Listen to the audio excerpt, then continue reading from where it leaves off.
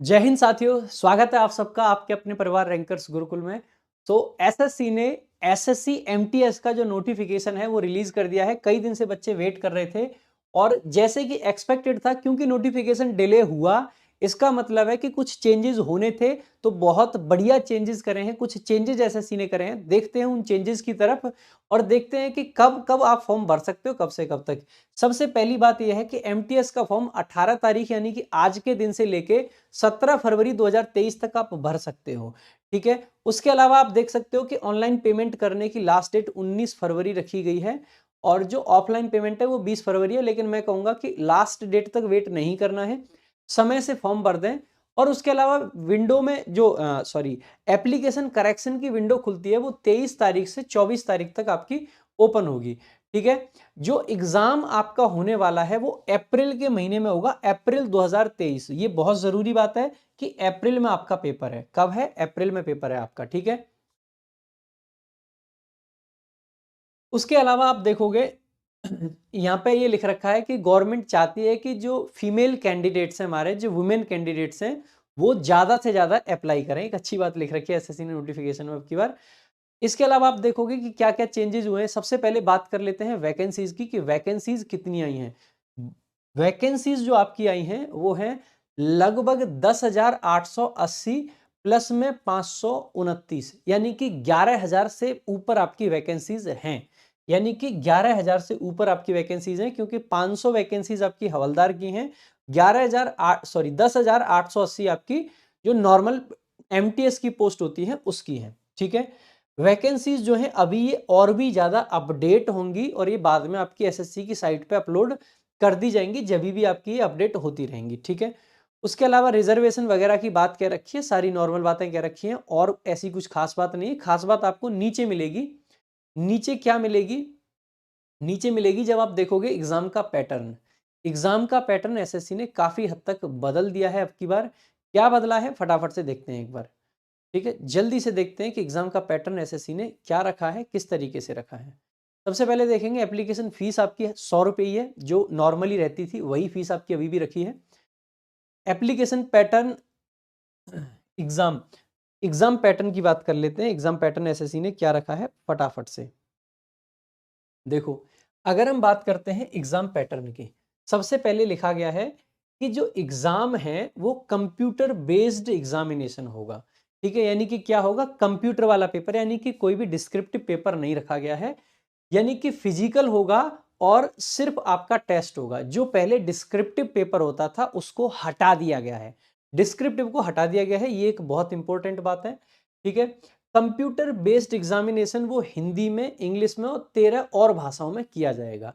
ठीक है। उसके अलावा आप कहेंगे कि कंप्यूटर बेस्ड एग्जामिनेशन जो है वो 2 सेशन में होगा, session 1, session 2, and both the sessions will be mandatory to be attempted.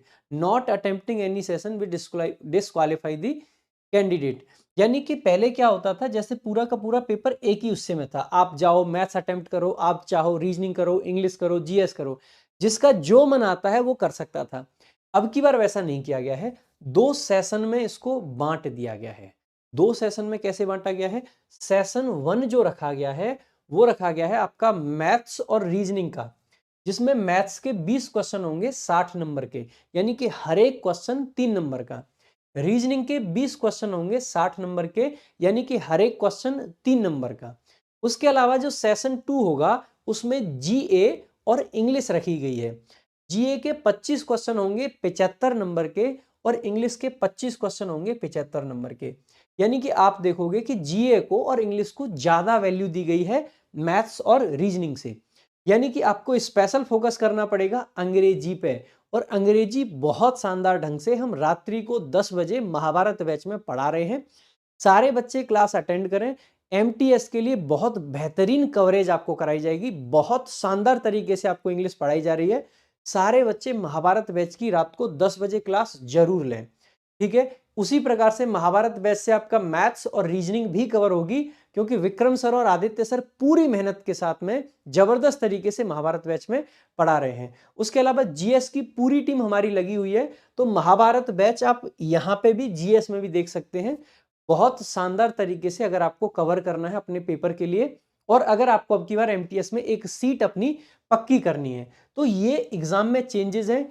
आप देखोगे कि मैथ्स और रीजनिंग के 40 क्वेश्चन है और उसके लिए आपके पास में 45 मिनट का समय है सिर्फ।